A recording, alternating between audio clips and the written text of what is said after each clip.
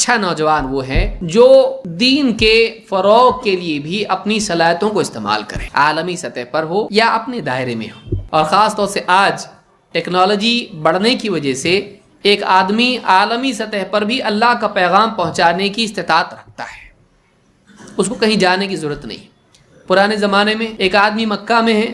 اس کو اگر چین والوں کو دعوت دینا ہے تو مکہ سے چین جانا پڑتا تھا اس کو۔ آج وہ ضرورت نہیں رہی، آج آدمی مکہ میں ہے، وہ چین والے کو مکہ میں بیٹھے بیٹھے اور چین والے کے ساتھ جاپان کو اور افریقہ کو، امریکہ کو، یورپ کو اور ہندوستان کو اور نہ جانے کتنے ملکوں کو، ہر دنیا کے کسی بھی خطے میں اپنا پیغام پہنچا سکتا ہے میڈیا کے ذریعے سے۔ اچھا، اس کو کسی اور جگہ جانے کی بھی ضرورت نہیں ہے، اپنے بستر پر پڑے پڑے وہ میڈیا کے استعمال سے اس کے ذریعے سے پوری دنیا میں اللہ کے دین کی بات کو عام کر سکتا ہے۔ علماء کے اقوال، علماء کی باتیں، علماء کے خطابات، قرآن کریم کے آڈیو، احادیث کے آڈیو، ایسے اقتباسات جو معتبر کتابوں سے ہوں، معتبر علماء کی باتیں ہوں، ان کو عام کر سکتا ہے۔ ہو سکتا ہے کہ آپ کی ایک چھوٹی سی بات، کسی ایک عالم کا قول آپ نے نقل کیا، کوئی ایک چھوٹی سی حدیث تھی، ایک آیت تھی، آپ نے کسی کو بھیج دی،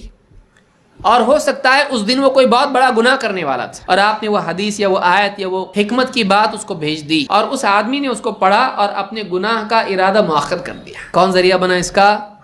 ہو سکتا ہے کوئی آدمی اتنا مایوس ہو چکا تھا کہ خودکشی کرنے کا سوچ رہا تھا، اور آپ کا میسج اس کو پہنچا اور وہ میسج اس نے پڑھا، اور اس میں اللہ کی رحمت کی امید کی بات تھی، اور پڑھ کے اس کے اندر ہمت آئی، صبر کی حدیث اس نے پڑھی، ہمت اس کے اندر آئے گا، دیکھتے ہیں جو بھی ہوگا، اور اس نے خودکشی کینسل کر دی۔ ہو سکتا ہے کہ نہیں ہو سکتا ہے؟ کتنے لوگ دنیا میں مختلف حالات میں ہوتے ہیں، آپ کی کوئی ایک بات کسی کی زندگی میں تبدیلی لا سکتی ہے۔ یہ آدمی دعوت کے لیے اس طرح سے خیر کے کام میں شریک ہو سکتا ہے۔ علماء کے کتنے سارے بیانات ہیں، آپ ایک لنک کسی کو بھیج دیے، وہ آدمی اس کو سن لے، اس کی زندگی بدل سکتی ہے۔ کوئی آدمی بدعت میں پڑا ہوا ہے، کوئی آدمی شرک میں پڑا ہوا ہے، آپ کی بات اس کو پہنچی، وہ آدمی صحیح زندگی اس کی بن جائے۔